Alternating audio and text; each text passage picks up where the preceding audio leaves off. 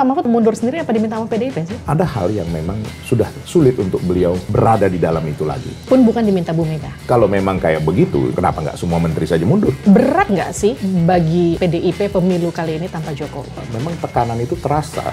Kan yang di Gunung Kidul, yang membentangkan spanduk, yang kemudian ada aksi dari aparat, pengurus DPP kami, Mbak Ning dipanggil juga ke KPK. Pak Jokowi bilang presiden boleh memihak, ikut bahkan berkampanye. Kemudian ada gimmick makan bakso.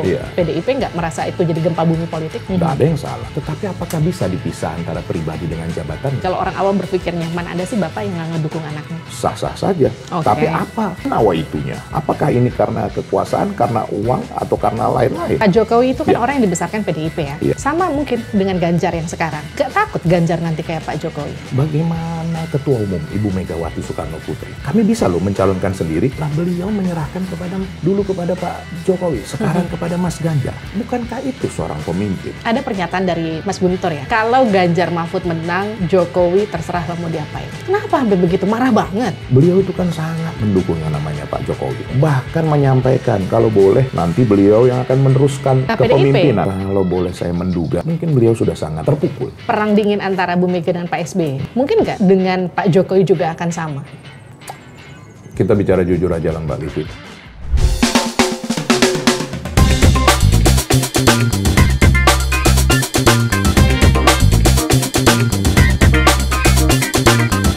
Livi on Point. Hai, kembali lagi di Livi on Point. Kurang dari 10 hari di masa kampanye, khususnya jelang Pilpres juga pemilu pada 14 Februari besok, berbagai cara dan strategi sudah dilakukan dari tim masing-masing paslon untuk meyakinkan para pemilihnya untuk menang di Pilpres kali ini. Dan saya sudah bersama dengan Ketua DPP PDIP, Eriko Sotarduga, yang juga bagian dari TPN Ganjar Mahfud. Bang Eriko, selamat datang. Terima kasih Mbak Livi, memang cocok bener nih ya, judulnya Livi on Point loh gitu. Apa singkatannya itu Mbak, Livi on Point? LOP? LOP. Bang Eriko gini, kurang dari 10 hari nih masa kampanye. Ada PR Bang Eriko banyak. Pertama, memenangkan Ganjar Mahfud. Yang kedua, untuk lolos ke Senayan. Tapi kita mulai dari Ganjar Mahfud dulu ya. Kurang dari 10 hari, strategi kampanye apa yang kemudian masih digeber untuk memenangkan Ganjar Mahfud? Pola yang kita lakukan sekarang kan disampaikan oleh Ibu Ketua Umum agar kita bersama-sama dengan rakyat. Ya, kalau istilahnya door to door, rumah ke rumah, mengunjungi mereka bersama-sama dengan rakyat, merasakan apa denyut nadi rakyat itu. Tetapi memang makin belakangan hari ini Mbak, memang tekanan itu terasa semakin ini. Kalau kita lihat kejadian-kejadian terakhir, Mbak Livi pasti lihat juga kan yang di Gunung Kidul, yang membentangkan spanduk, yang kemudian ada aksi dari aparat yang akhirnya dibela oleh Ketua DPRD kami Gunung Kidul, Mbak Endah, kan begitu ya. Artinya memang terasa semakin katakan tajam hal-hal yang memang gesekan-gesekan itu ya. Gesekan itu. Nah, tapi ini jujur saja Mbak Livi, PDI Perjuangan ini, begitu juga Mas Ganjar dan juga partai-partai yang mendukung, itu sebenarnya dengan situasi ini membuat kami menjadi lebih nyatu. Bayangkan Mbak Livi, kalau kita dalam situasi yang sama-sama ditekan, sama-sama katakan merasakan kalau disebut dianiaya terlalu jauh mungkin ya kan, atau di kuyo-kuyo anggaplah seperti begitu, kebersamaan itu semakin kuat. Ya bahkan hari ini juga Mbak Livi yang saya tahu ada juga salah satu pengurus DPP kami, Mbak Ning, dipanggil juga ke KPK. Nah, jadi apakah ini semua berkaitan? Tentu kami tidak bisa memastikan hal itu kan. Ya jujur saja Mbak Livi, walaupun nama saya Eriko Sotarduga kan nggak baik juga kalau kita menduga-duga kan begitu kan Mbak Livi kan. Seperti acara ini Livi on Point ya kan.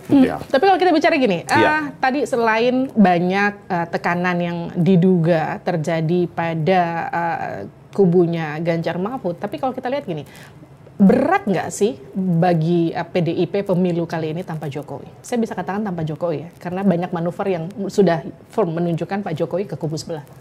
Mbak Livi, apa pernah namanya PDI Perjuangan atau dulu kami masih bersama-sama dengan erat dengan Pak Jokowi tidak mengalami tekanan? Tetap. Saya kan tim kampanye dan juga saya memegang relawan pada tahun 2014 juga berat. Pada waktu itu bagaimana tekanan-tekanan itu dan bagaimana kami merasakan bahwa untuk menjadikan katakan Bapak Presiden Joko Widodo juga sangat tidak mudah. Jadi hal-hal ini sebenarnya kalau dikatakan menjadi kebiasaan tentu tidak baik. Tapi kami mengalami tekanan-tekanan itu dari mulai zaman Orde Baru. Ya, jadi hal ini bukan suatu hal yang baru lagi bagi kami.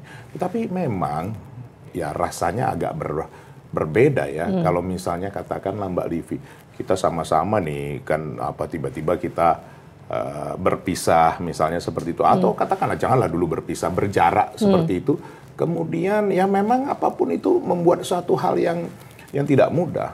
Nah, hanya hal yang positifnya. Yang positif, yang nggak bagus kan cuman COVID, Mbak Livi. Nah kalau kami melihat ini dari sisi positifnya, ini menyatukan kami semua, menyatukan semua komponen-komponen ini, baik dari partai maupun partai lain yang mendukung, begitu juga dengan relawan. Dan yang paling lagi lebih luar biasa, bagaimana kami sekarang bersama-sama dengan masyarakat. Dan juga jangan salah Mbak Livi, adik-adik mahasiswa pun kan sekarang juga menyuarakan hal yang sama.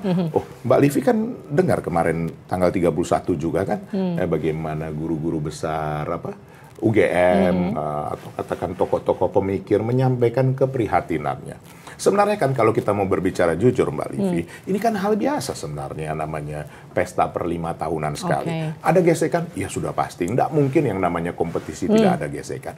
Tapi sebenarnya kompetisi itu kalau misalnya kita hadapi dengan ya biasa ya, dengan artinya ya kita berkompetisi keras-keras, itu sebenarnya enggak masalah juga. Tapi nuansa kebatinan di tubuh internal PDIP, mereka yang kemudian harus berperang di grassroots, di bawah, sampai kemudian ke atas, ke pucuk pimpinan, itu gimana pasca kemudian dianggap Pak Jokowi ditinggal untuk pergi sendiri? Ya memang saya harus apa adanya Mbak Livi, nggak usah lah jauh-jauh, harus kita memberi contoh kan harus diri kita. Kalau kita memberi contoh yang lain di daerah lain tentu kan akan kita menduga-duga lagi seperti itu. Nah kalau saya yang mengalaminya di Jakarta, masyarakat itu sudah cerdas Mbak Livi, sangat cerdas. Mbak Livi ingat hasil survei Litbang Kompas kan, ada 28,1%, 28,3% yang belum menentukan pilihannya, sama sekali belum menentukan pilihan. Itu benar Mbak Livi. Mereka diam sekarang. Mereka belum mengambil sikap. Dan mereka betul-betul melihat apa ini yang sekarang sedang terjadi. Walaupun kita menganggap kadang-kadang mungkin masyarakat tuh apatis terhadap politik. Tidak loh Mbak Livi, mereka paham betul. Saya tadi masih ada di Jati Padang. Ya, kemarin di Cipulir dan lain-lain, itu mereka memahami betul situasi yang sedang terjadi. Bahkan pertanyaan-pertanyaan mereka kadang-kadang tidak mudah juga saya jawab. Artinya begini, apa sebenarnya yang terjadi? Kan begitu kan? Kenapa bisa terjadi seperti ini? Kenapa bisa ini? Ya saya coba menjelaskan dengan apa adanya, tapi tentu dengan bahasa yang lebih sederhana. Nah, bagi mereka ini sesuatu hal yang menarik, bahwa ya nanti kalau saya katakan nanti seolah-olah Mbak Livi bilang, loh Bang Eriko kok membelain paslon nomor 1, apalagi sekarang lagi populer, lagi 4 jari itu kan. Mbak Livi apa sih yang tetap dalam kehidupan ini? Sama seperti Mbak Livi yang tetap itu kan memang perubahan itu sendiri. Saya menyadarin betul. Tapi mereka bertanya, Bang, kenapa bisa seperti ini? Kenapa bisa seperti itu? Kenapa terjadi seperti ini? Mudah nggak Mbak Livi menjawabnya? Tidak mudah Mbak Livi. Tapi artinya gini, saya bisa katakan ditinggal Jokowi ya. Ditinggal Jokowi, apalagi... Yang bilang ninggalin siapa? Kan belum ada Mbak Livi. Saya membaca dari apa yang... Ini menduga lah ya. Menduga. Terima kasih Mbak Livi, salaman dulu. Memang bahasa itu yang paling pas Mbak Livi. Jadi gini, soalnya kan kemarin ketika di Halim ya, kita sama-sama tahu. Di sampingnya ada Menhan yang juga sekarang jadi capres. Kemudian Pak Jokowi bilang Presiden boleh memihak. Presiden boleh kemudian ikut bahkan berkampanye, karena menterinya pun begitu. Kemudian terakhir ada gimmick makan bakso, yang kemudian juga kita saksikan sama-sama. Ini bisa dikatakan bagian dari deklarasi secara tidak langsung seorang Joko Widodo untuk mendukung Pak Prabowo. PDIP nggak merasa itu jadi gempa bumi politik? Ya memang kalau berbicara normatifnya nih Mbak Livi, kan ada pasal 299 Undang-Undang Nomor 7 Tahun 2017 bahwa memang, tapi jangan diambil satu ayat saja seolah-olah memang Presiden boleh menjadi katakan itu tadi mendukung atau berkampanye. Sebenarnya pribadi boleh Mbak Livi, nggak ada yang salah. Tetapi apakah bisa dipisah antara pribadi dengan jabatannya, Mbak Livi? Apakah itu logis? Apakah itu realistis? Apakah itu memungkinkan? Pertama, dari keadaan keamanan. Kedua, prosedural sebagai pemimpin. Kan itu ada proseduralnya yang harus terjadi. Nah, ketiga, pengaruh katakanlah psikologis maupun juga kepada bawahan-bawahannya, termasuk kepada aparat. Ini kan bisa saja jadi mempengaruhi. Sebenarnya kan itu yang ditanyakan oleh masyarakat, yang disampaikan juga oleh para guru besar, oleh para pemerhati politik. Kalau kita lihat sekarang, Mbak Livi, jangan kita berpikir bahwa banyak rakyat itu apatis terhadap politis. Keliru, Mbak Livi. Itu saya rasakan di lapangan. Nah, itu pertanyaan-pertanyaan itu. Bagaimana lah mau menjawabnya, Mbak Livi? Sekarang begini, kita dengan bahasa sederhana, bagaimana saya tahu hatinya Mbak Livi? Betul kan? Walaupun kita sudah sering bertemu, kan tidak mudah mengetahui ini sekarang Mbak Livi kondisinya sedang apa atau apa. Nah, bayangkan Mbak Livi tadi sudah menyampaikan, kita harus menduga-duga perasaan seseorang. Nah, ini kan repot urusannya seperti itu kan. Tapi kan secara logika gini, kalau orang awam berpikirnya, mana ada sih bapak yang nggak ngedukung anaknya? Nah, Mbak Livi loh yang nyampaikan, saya aja belum sampai sejauh itu. Jadi kadang-kadang para penonton, ini Mbak Livi lebih, memang betul Livi on point ini, memang betul-betul to the point memang Mbak Livi. Gini, ya karena itu secara logika ya. Coba Mbak Livi, kenapa Mbak Livi hal yang paling sederhana itu? Karena gini, karena kalau kita bicara mana ada sih bapak yang nggak mendukung anaknya, mungkin memang secara tidak langsung tidak dideklarasikan, tapi kita bisa lihat dari gesturnya, dari beberapa pernyataan yang mungkin tidak secara langsung dikatakan. Tapi gini, itu kan kemudian merembet ke beberapa gerakan di mana ada relawan-relawan yang ikut pindah, jadi nyebrang. Itu jadi hambatan atau jadi goncangan sendiri nggak buat TPN Ganjar Mahfud? Mbak Livi, kita mulai dulu ya. Saya 2014 adalah koordinator tim kampanye nasional relawan. Ditugaskan oleh Ibu Mega memimpin relawan Bapak Presiden, waktu itu calon Presiden Joko Widodo. Setelah dari gubernur waktu itu tahun 2012, saya memimpin dan memakai di tempat saya di Jalan Cikditiro, di Menteng. Nah, itu saya merasakan betul. Sebenarnya yang disebut relawan itu apa, Mbak Livi? Rela bekerja tanpa berharap sesuatu. Katakan, kalau relawan sudah bergen terhadap katakan kekuasaan atau apapun, apakah layak disebut relawan lagi?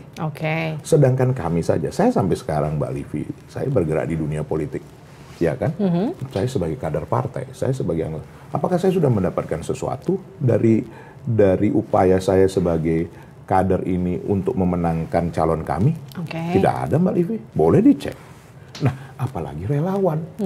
Relawan itu kan harusnya rela bekerja dengan suka hati, dengan sedaya mampunya, tanpa berharap imbalan apa-apa, Mbak Livi. Nah, sekarang relawan yang tadinya mendukung, katakan relawan Livi, tiba-tiba berubah jadi relawan Eriko, sah-sah saja. Tapi apa di balik itu semua? Apa nawaitunya? Apa keinginannya sebenarnya? Apakah ini karena kekuasaan, karena uang, atau karena lain-lain?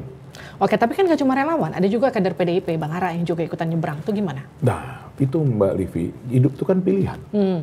Nggak ada jawaban lain selain hidup itu pilihan. Ya, sudah dijelaskan oleh banyak pihak. Bagaimana kehidupannya juga sudah jauh berbeda. Apakah itu bukan karena kader partai juga? Ya kan tidak, saya tidak ingin jauh lebih dalam. Tapi kalau Bang Eriko nggak akan keluar kan ya? Saya sekarang aja, Mbak Livi, cobalah bayangkan, saya belum dapat apa-apa, saya nggak ada apa, betul Mbak Livi kan? Nah, kadang-kadang Mbak Livi, memang sebenarnya dalam kehidupan berpolitik itu gamenya itu sebenarnya hanya dua. Ini bukan karena ke arah satu pihak ya, itu game kekuasaan atau game materi, finansial. Nah, saya memilih kekuasaan bahwa kita berkuasa untuk berbuat bagi rakyat. Nah, ada yang mendapatkan secara finansial, yang tadi sudah Mbak Livi sampaikan. Nah, itu kan pilihan. Tapi gini, sebagai orang yang dikatakanlah, saya bisa pakai diksi ditinggalkan nggak sih? Boleh ya? Karena gini, ditinggalkan di tengah-tengah pertandingan. Ngomongnya gitu ya, karena tiba-tiba Pak Jokowi geser, Gibran geser, beberapa tadi relawan geser, sampai ada kader yang ikutan geser. PDIP nggak apa-apa? Baik-baik aja? Jangankan bergeser.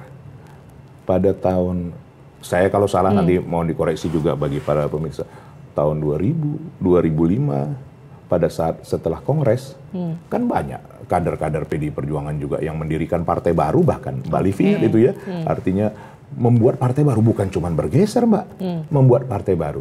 Nah, sekarang saya tanya Mbak Livi, apakah semua itu juga berjalan dengan baik? Apakah juga berhasil? Apakah juga nanti hasilnya maksimal? Enggak juga. Dan partai ini malah terus berkembang. Kami kan sudah mengalami Mbak Livi, 99, bayangkan kami didukung rakyat. Sudah waktu itu dikondisikan sebagaimana kerasnya pun masih dapat 30 sekian persen. Betul Mbak Livi. Tapi tahun 2004, harus jujur, kami belum siap. Karena belum menyiapkan, itu turun drastis. Baik, sekarang gini, Pak Jokowi itu kan orang yang dibesarkan PDIP ya. Dari mulai Solo, bawa ke Jakarta, jadi presiden 2 periode, itu salah satunya bisa dikatakan karena PDIP. Sama mungkin dengan Ganjar yang sekarang, mulai dari Jawa Tengah sampai kemudian sekarang mau jadi capres.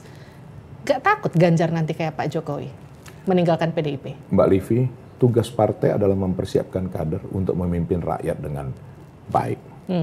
Apakah dalam hal ini PDI Perjuangan salah? Kan tidak. Coba lihat, yang kami menjadikan seperti Pak Jokowi kan periode pertama, periode kedua juga berjalan dengan baik. Lah kalau di akhir ini tadi seperti Mbak Livi sampaikan ada perubahan, siapa yang bisa menjamin kehidupan ini Mbak Livi? Tidak ada yang bisa menjamin.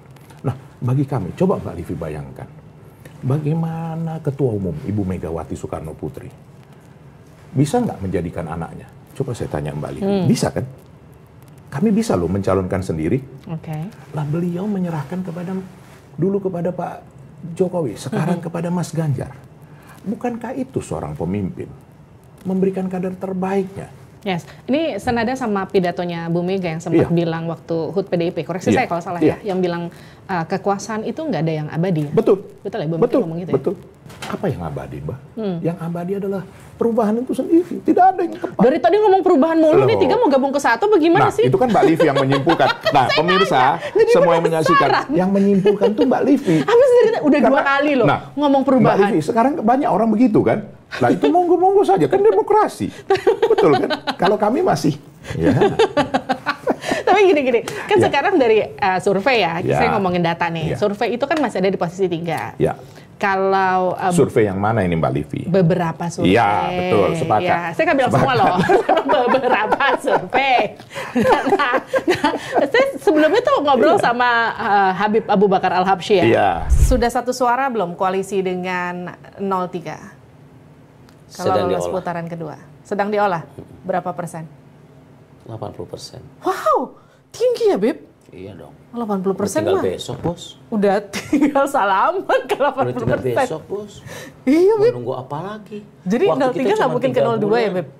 Mungkin itu waktu tinggal 3 bulan setelah tanggal 14. Nggak bisa. Dan itu harus segera dibikin kesepakatan.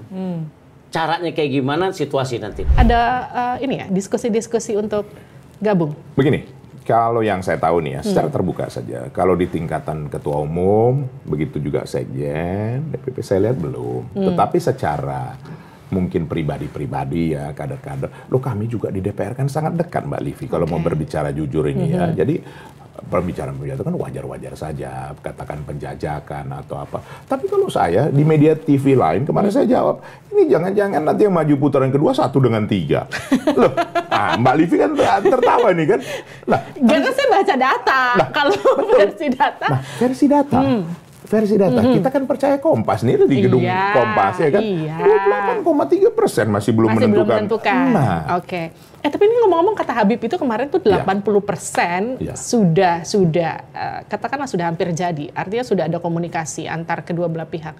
Emang mungkin itu juga saya tanyain sama Habib waktu itu. Emang PDIP mungkin sama PKS? Sekarang gini Mbak Livi, kalau Toto nomor 3 dan nomor 1 yang maju ke putaran kedua gimana Mbak Livi? Iya, kita nggak ada yang tahu ya. Kan kita nggak ada yang tahu. Siapa yang bisa menduga-duga di sini? Mbak Livi aja nggak berani menduga-duga siapa yang maju ke putaran kedua kan? Karena begini, saya melihat ya di masyarakat sekarang makin jauh lah katakan kejadian-kejadian yang tidak adil itu, penekanan-penekanan seperti yang terjadi di berbagai daerah. Katakan Mbak Livi, ini semakin masif. Mbak Livi, nanti gerakan itu juga yang menentang itu semakin masif. Tadi saya sudah sampaikan, saya belum lanjutkan loh Mbak Livi. 28,3% itu belum menentukan pilihan. Nah, saya tanya sendiri kepada Litbang Kompas. Sementara dari yang 71,7% itu, berapa yang sudah pasti? Ternyata Mbak Livi, 44% masih swing voter. Nah, artinya berarti masih mungkin digocek-gocek. Masih. Dan setelah saya turun di masyarakat, Dan juga saya tanyakan ke daerah-daerah lain. Masyarakat ini pintar loh Mbak Livi. Mereka baru menentukan kapan. Hari H sampai H-7. Jadi belum Mbak Livi. Ini belum apa-apa. Jadi mungkin masih akan berubah? Masih akan berubah. Terutama jelang debat besok ya, debat final ya? Tapi kami kan tidak ingin katakan terus, pasangan 3 1 putaran gitu. Sudahlah, kita berikan kepada masyarakat biar nanti yang Maha Kuasa menentukan. Ya kalau kami melihat memang putaran kedua akan terjadi seperti itu. Ngomong-ngomong masih soal Pilpres, kan hari ini nih, kita taping hari Kamis ya, Pak Mahfud mundur ya? Iya, betul. Ini Pak Mahfud mau mundur sendiri apa diminta sama PDIP sih? Apakah bisa Pak Mahfud diminta seperti itu, Mbak Livi? Kan saya nanya. Soalnya kan pertama kali yang keluar, nih koreksi saya kalau salah. Urutannya kan pertama kali Sekjen ya, Pak Hasto ngomong. Terus kemudian nggak lama Pak Ganjar meminta mention secara langsung. Baru kemudian Pak Mahfud angkat bicara untuk merespon itu kalau Pak Mahfud mau mundur. Baru kemudian mundur. Jadi betul dong kalau mungkin saja ada asumsi, jangan-jangan ini dipush sama PDIP dan juga Pak Ganjar untuk mundur. Bukan karena kemauan sendiri. Tapi faktanya? Nah, ini pada saat beliau dideklarasikan oleh PDI Perjuangan dan P3, Hanura, begitu juga Perindo, saya bertanya dengan beliau, Pak, apakah Bapak akan segera mundur? Beliau jawab, kita lihat nanti. Dan banyak jawaban lain, tidak boleh saya buka di sini ya, seperti itu. Kenapa ini? Jadi Mbak Livi, seseorang yang namanya Profesor Mahfud MD bukan orang yang tidak punya keteguhan hati, sangat teguh. Menurut saya nih, bolehlah saya menduga-duga ya Mbak Livi ya, saya belum bicara langsung dengan Pak Mahfud, tapi pada waktu deklarasi itu saya banyak berbicara dengan beliau. Saya menduga ada hal yang memang sudah sulit untuk beliau berada di dalam itu lagi. Jadi bukan karena misalnya kami mendesak atau siapapun mendesak. Pun bukan diminta Bu Mega? Sepanjang yang saya tahu, sampai saat ini belum ada. Kalau berbicara hati ke hati sering. Coba kalau kita lihat Mbak Livi, bagaimana seorang Profesor Mahfud MD itu orang yang tidak mudah. Ya kalau saya katakan tidak mungkin saya terlalu jauh. Kan gitu. Tidak mudah untuk dipengaruhi, tidak mudah untuk... Kalau menurut saya, sekali lagi menduga Mbak Livi, ada hal yang membuat beliau tidak merasa lagi mungkin sesuai ada di dalam sana. Itu menurut saya. Nah, logika sederhana. Kalau memang kayak begitu, seperti tadi Mbak Livi sampaikan, kalau PDI Perjuangan kenapa nggak semua menteri saja mundur? Ya kan? Kan itu jawabannya. Kenapa tidak semua? Soalnya kan Pak Hasto waktu itu bilang ada ketidaknyamanan sejumlah menteri, kemudian berujung pada mundurnya Pak Mahfud. Tapi artinya menteri-menteri PDIP nggak mundur ya? Begini, kalau saya melihat ini dari saya secara ini tidak ada yang bisa memastikan 100%. Kita lebih bagus mengundang menterinya. Mereka sebenarnya pada dasarnya tidak ada masalah untuk juga mundur ataupun tidak. Tetapi kan juga kami kan yang mendukung dan menjadikan pemerintahan ini dari awal. Tadi sudah Mbak Livi sampaikan berapa kali tadi ini kalau saya ngitungnya 7 kali Mbak Livi. Kalau berbicara secara jujur 7 kali ini 3 kali yang paling krusial. Bukan karena Mas Ganjar nomor 3 ya, tapi 3 kali. Apa? Yang pertama kali waktu maju menjadi wali kota, betul. Nah, kemudian pertama kali maju menjadi gubernur. Dan yang ketiga kali, ini yang paling krusial, maju menjadi calon presiden. Apakah dulu semua mendukung Mbak Livi? Kan tidak. Nah, itulah yang paling penting. Jadi, segala hal sudah kami lakukan. Nah, tapi apapun, PDI Perjuangan, Ibu Mega sudah menyampaikan, Sekjen sudah menyampaikan, bertanggung jawab penuh terhadap pemerintahan ini. Karena apapun PDI Perjuangan yang berperan terbesar dalam hal ini. Nah itu dia Bang Eriko, PDI Perjuangan, lambangnya banteng, warnanya merah. Harusnya gaspol, gereng gitu ya. Kenapa kemudian jadi ngelawan Pak Jokowi jadi soft Mbak Livi ini, kenapa kok jadi ngompor-ngompori? Saya nggak ngomporin, saya tanya. Kenapa gitu? Ingat nggak yang disampaikan Sekjen hari ini? Bahwa kami sudah mengibarkan bendera. Kalau banteng, kalau bendera merahnya belum ditaruh sini, dia nyeruduk nggak, Mbak? Enggak dong. Nunggu bendera merah dulu. Nah, sekarang jadi artinya Bu Mega udah kasih bendera merah? Nah, saya belum tahu ini. Masa saya jawab, beliau ketua umum. Kalau beliau perintahkan ya kita ini kan. Tapi artinya kami sudah mengibarkan bendera bahwa kami siap dengan segala hal. Artinya begini Mbak Livi. Apakah hidup itu kemenangan penting? Tapi yang paling penting kan bagaimana yang terbaik bagi rakyat Indonesia. Apa yang terbaik sekarang bagi rakyat Indonesia? Yang terbaik adalah pemilu yang jujur, adil, langsung umum, bebas rahasia. Nah sekarang soal jujur dan adil, biar rakyat yang menilai. Ini kalau sampai terjadi hal-hal yang tidak sesuai Mbak Livi, nanti masyarakat sendiri yang akan bergerak. Soal menang kalah, biar nanti rakyat yang memutuskan. Mbak Livi, panglimanya ini kan rakyat, yang menentukan kemenangan itu kan rakyat. Kalau Mas Ganjar sebutkan, rakyatku adalah tuanku. Segini, kan ada pernyataan dari Mas Guntur ya. Kalau Ganjar Mahfud menang, Jokowi terserahlah mau diapain. Itu kenapa sampai begitu marah banget? Saya, sepengetahuan saya ya, beliau itu kan kami memanggilnya ayah ya. Walaupun beliau nggak mau dipanggil ayah, maunya dipanggil Mas Tok. Serius ini Mbak Livi, setiap telepon atau apa. Saya, bolehlah saya menilai ya, sebagai, minta maaf Pak Tok kalau saya salah menilai.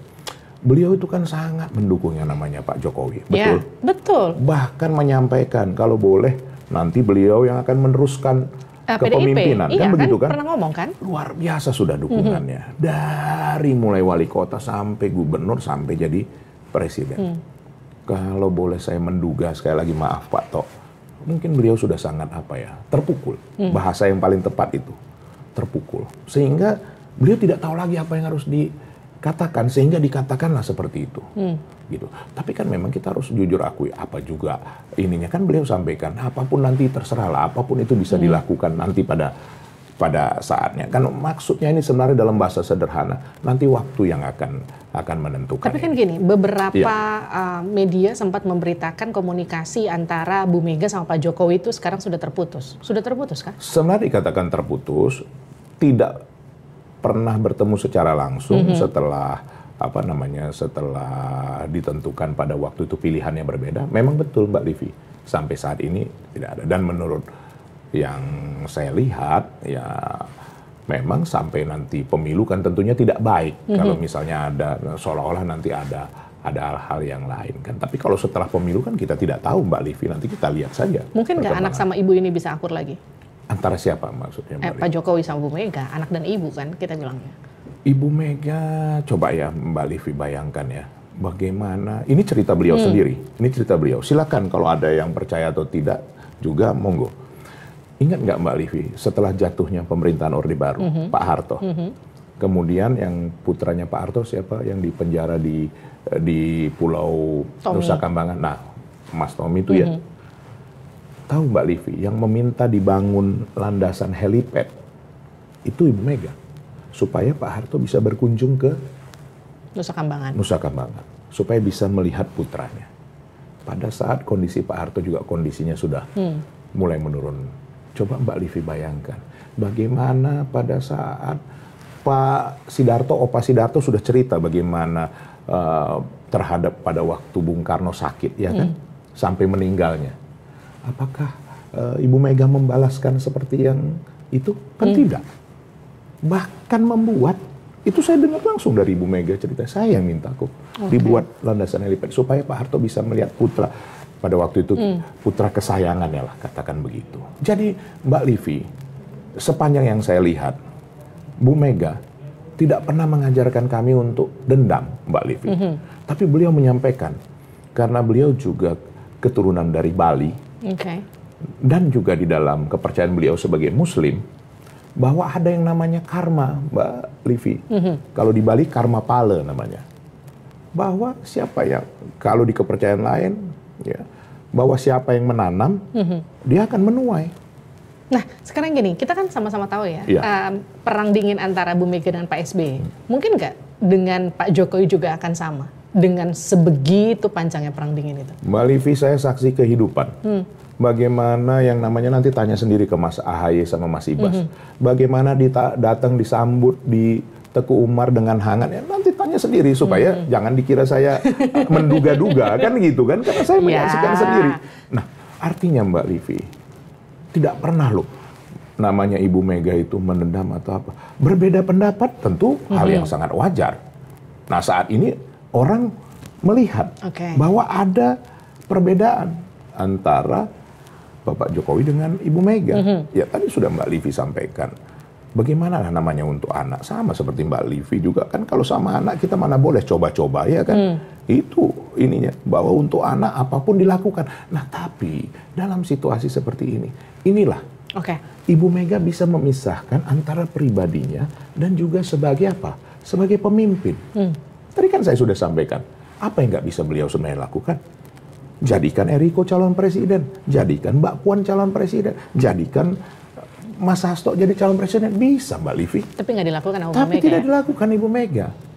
Begitulah beliau seorang pemimpin. Nah, apakah ini kita boleh juga berharap terhadap pemimpin kita ini? Kan sangat wajar Mbak Livi. Coba para pemirsa, para yang melihat Livi on Point nih, sangat wajar menurut saya. Bang Eriko gini, kita masuk ke jelang debat debat kelima. Debat kemarin itu kan 1, 2, 3, 4 rata-rata lebih menyerang personal ya. Kurang substansi. Terus kemudian ya terlihat panasnya ya Pilpres. Nanti debat kelima akan seperti apa? Apa yang akan ditampilkan Ganjar? Menurut saya tidak jauh berbeda. Karena begini, ini kan antara aksi dan reaksi. Nggak bisa juga Mbak Livi diatur-atur supaya adem-adem aja, supaya kalau Livi on point bisa ya kan? Iya, karena Mbak Livi adem memang. Saya dari tadi semua menonton nih, saya gugup ngelihat Mbak Livi ini terus-terus. Karena biasanya diwawancarin Mbak Livi ini nggak harus lihat Mbak Livi terus-menerus ya kan begitu. Jadi menurut saya ya tergantung. Ada aksi, ada reaksi. Tapi di sini bagaimana masyarakat melihat sejauh apa sih seorang calon pemimpin mereka nantinya, emosionalnya, bagaimana cara dia menghadapi katakanlah satu problema, bagaimana dia merespon, bagaimana juga gesturnya, kan itu yang mau dilihat oleh para penonton atau para yang menyaksikan di tempatnya masing-masing. Tapi dagangan, saya bicara dagangan dagangan paling menarik dari Ganjar Mahfud nih di debat kelima besok tuh apa sih kalau kita bicara soal temanya kan soal kesejahteraan sosial, kebudayaan, pendidikan, teknologi informasi, kesehatan, ketenaga kerjaan, sumber daya manusia, inklusi. Kita bicara jujur aja lah Mbak Livi, nggak usah jauh-jauh di Indonesia Timur, Indonesia Barat. Mbak Livi, kita ada di Jakarta, bagaimana perbedaan kehidupan itu sangat jauh. Mbak Livi sudah lihat. Nanti sekali-sekali saya bawa Mbak Livi, ada saudara-saudara saya yang tinggal di pemakaman. Bisa nggak terbayangkan Mbak Livi? Tinggal di pemakaman Mbak Livi, buka pintunya nisan. Dan rumah itu tidak ketutup sebagian. Jadi kalau hujan, tempias. Itu ada. Ada di pemakaman, 400 kepala keluarga. Nah Mbak Livi, apa kesimpulan dari semua ini? Terjadi perbedaan yang demikian jauh. Terjadi pola kehidupan yang sangat berbeda antara bumi dan langit. Nah, ini yang penting menurut saya nanti. Sejauh apa? Sebenarnya simpel Mbak Livi. Seseorang yang bisa memahami kesusahan itu adalah orang yang pernah mengalami kesusahan itu sendiri. Nah, Anda yakin nggak dari debat kelima itu yang tadi ada angka swing voters, ada angka mereka yang undecided belum memilih atau apapun itu akan yakin untuk memilih Ganjar Mahfud di debat kelima? Ada pengaruhnya. Saya harus jujur. Memang penonton berdasarkan dari ratingnya mungkin sekitar 30% rakyat Indonesia. Apakah itu bisa merubah? Bisa. Tapi memang harus jujur. Tidak terlalu sampai signifikan. Artinya katakanlah 5-10% bisa swing voternya. Tetapi yang paling utama Mbak Livi, yang disampaikan oleh Ibu Mega kepada kami untuk turun ke rakyat, bersama-sama dengan rakyat. Dan mereka umumnya, sekarang beginilah, mereka bekerja demikian keras, katakan sebagai pemulung dan lain-lain, sebagian besar memang tidak mengikuti sosial media, tidak mengikuti juga katakan berita atau apa, karena ya kadang handphonenya pun tidak punya Mbak Livi. Nah, jadi kita melihat bahwa ini juga satu peluang yang besar bagi pasangan yang bisa memanfaatkan ini seperti itu. Dan kami sudah melihat itu di Jakarta saja responnya memang sangat baik seperti itu. Bang Eriko, aku mau masuk ke pertanyaan pribadi. Nyalek nih ya? Untuk yang keberapa kali? Saya masuk sekarang yang keempat kali, bukan karena sekarang lagi model apa. Nanti Mbak Livi selalu kaitkan dengan itu. Habis kalau nggak ngomong. Nanti gini, saya terima kasih sudah diberi kesempatan saya yang ketiga kali sampai saat ini 3 kali ya. Nah ini mau menuju keempat. Ya. Oke, selama 3 kali ini perubahan apa sih yang udah dibuat oleh seorang Eriko Sotarduga untuk rakyat di dapilnya? Mungkin saya belum bisa merubah 180 derajat. Tapi paling tidak saya punya semboyan Mbak Livi yang saya terapkan, melayani. Satu kata. Banyak hal yang kami lakukan paling tidak mengurangi beban kehidupan dari masyarakat itu sendiri. Paling tidak ada perubahan-perubahan yang mendasar dari kehidupan mereka. Apakah sudah sempurna Mbak Livi? Apakah sudah semua? Belum. Masih banyak. Karena itulah kenapa saya sampaikan juga dalam saya turun tadi juga baru saya di daerah Jati Padang kemarin di Cipulir saya sampaikan kasihlah saya kesempatan supaya saya bisa berbuat paling tidak lebih banyak lagi ya menerima manfaatnya. Apakah sudah sempurna? Masih jauh Mbak Livi. Saya juga harus jujur. Tapi paling tidak saya sudah coba melakukan yang dapat saya lakukan dan itu seperti tadi saya sampaikan, ada saudara kita yang di pemakaman, itu membuat rasa bersyukur di dalam hati. Itu sebenarnya Mbak Livi, kenapa saya mau maju lagi, kenapa saya masih banyak pekerjaan yang belum tuntas. Itu mungkin dianggap klasik, tapi memang itu kenyataannya Mbak Livi. Apa yang masih pengen dilakukan? Maksudnya perubahan seperti apa yang mau dilakukan lagi? Nggak usah jauh-jauh, kan saya dapil 2. Jakarta Selatan, Pusat, dan luar negeri. Kalau luar negeri, banyak hal juga di luar negeri. Seperti pekerja-pekerja migran kita. Bahkan saya menginisiasi agar nanti ada dapil khusus luar negeri. Walaupun tidak mudah Mbak Livi menggolkan hal ini. Karena itu harus merubah undang-undang. Nah ini saya akan coba untuk dapil. Nah untuk dapil yang di dalam negeri, Jakarta Selatan, Pusat, ketimpangannya itu luar biasa Mbak Livi. Nah ini harus dituntaskan. Ibu Mega memesankan. Bagaimana kamu bukan hanya mengatasi satu problem untuk akhirnya masuk juga ke problem yang lain. Tapi bagaimana menuntaskan kehidupan mereka. Sama seperti rencana Mas Ganjar. Satu keluarga sederhana, satu keluarga yang kurang mampu, satu sarjana. Nah, kami sedang menyiapkan dari PDI Perjuangan ya, menyiapkan program bagaimana mengentaskan keluarga yang memang sangat-sangat, minta maaf, nggak ada bahasa lain, miskin. Nah ini supaya kemiskinan yang absolut ini bisa berubah menjadi kehidupan paling tidak sederhana lah dulu. Bang Eriko masuk di dapil neraka ya? Bisa dibilang dapil neraka? Kenapa sih? Udah pernah memang ada yang ke neraka. Saya jujur. Saya juga bingung kenapa dibilang dapil neraka, Abang. Karena kan dianggap begini. Enggak minta maaf lah Mbak Livi, di ruangannya aja dingin. Bagaimana lah dapil neraka ini? Saya pun kadang-kadang bingung juga. Karena katanya dapilnya susah Bang. Isinya master-master semua kayak Bang Eriko. Tapi Bang Eriko ngerasa itu susah nggak di dapil itu? Tantangannya apa sih? Mbak Livi, hidup ini kan tidak ada yang pasti. Yang pasti adalah ketidakpastian itu sendiri. Dikerjakan aja Mbak Livi dengan sebaik-baiknya. Dan jujur saja, kita meminta kemurahan hati rakyat kok. Sekali lagi, benar yang disampaikan Mas Ganjar, rakyatku itu tuanku. Nah, apakah mudah? Tidak. Rakyat udah pintar Mbak Livi. Nah, ini contoh nih ya. Tapi jangan nanti dianggap manas-manasin rakyat loh. Mereka Mbak Livi, kan banyak tuh. Mau serangan fajar katanya kan. Serangan subuh kah? Atau serangan apa? Banyak Mbak Livi. Tahu Mbak Livi gimana reaksi rakyat? Tahu Mbak Livi, nanti boleh kita sama-sama kita. Mereka terima, tapi nggak dipilih. Nah, coba bayangin. Coba bayangin. Mereka terima, tapi nggak dipilih. Karena kenapa? Enak aja. Bayar 200.000, 300.000 untuk 5 tahun. Setahun berapa Mbak Livi? 50.000. Sebulan berapa? 4.000. Pinter rakyat kita ini. Tapi diterima. Tapi nggak dipilih. Mereka mau melihat siapa yang serius. Nah, gini, itu ada hubungannya. Karena kan sekarang gini, ada orang bilang nggak mungkin jadi caleg kalau modalnya sedikit. Betul. Kalau itu betul. Bang Eriko modalnya gede banget dong berarti. Saya, nanti Mbak Livi jangan enak nggak ya sih menyampaikan itu? Saya harus jujur. Kisaran aja. Memang saya selama karena memang saya datang dari latar belakang saya usaha. Kalau memang mau berharap itu kembali, memang tidak mungkin. Periode lalu saya menghabiskan kurang lebih 5. Periode lalu? Periode lalu. Sampai sekarang nih? Sekarang ini kurang lebih seperti itu juga. Paling ada perubahan-perubahan sedikit.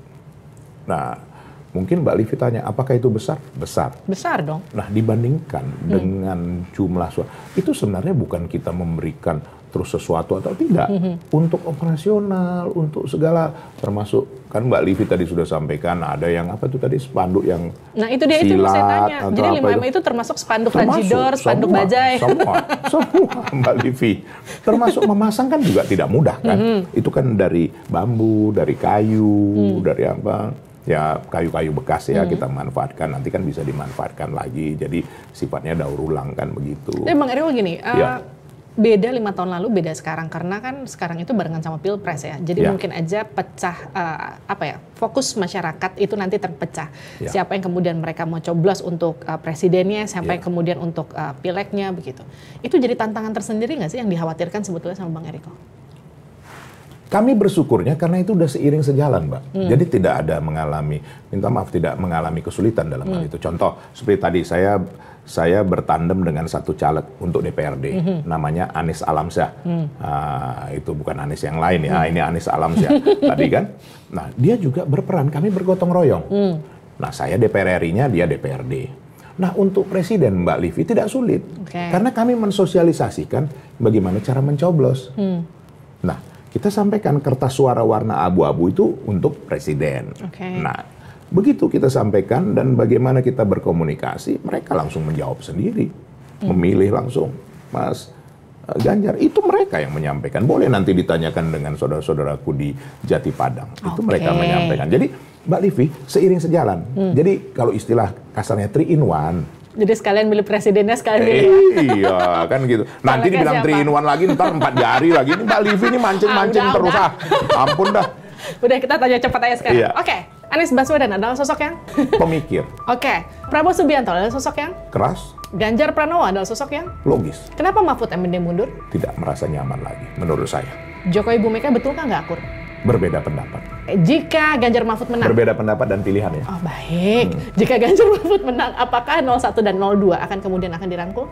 Tentu itu lebih tepat ditanyakan dengan Mas Ganjar. Karena kita kan sudah memberikan kepercayaan kepada Mas Ganjar dan Prof. Mahfud. Yakin nggak lolos putaran kedua? Yakin. Yakin nggak lolos lagi ke DPR? Kok mikir Bang? Optimis lah Bang. Begini Mbak, kan kita tidak boleh juga untuk diri sendiri kan tidak boleh tinggi hati. Saya hanya bisa menyampaikan saya berusaha sedaya mampu saya. Respon dari masyarakat sangat baik.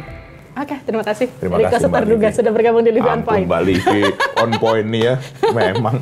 Kita ketemu lagi di Livi On Point episode selanjutnya. Sampai jumpa.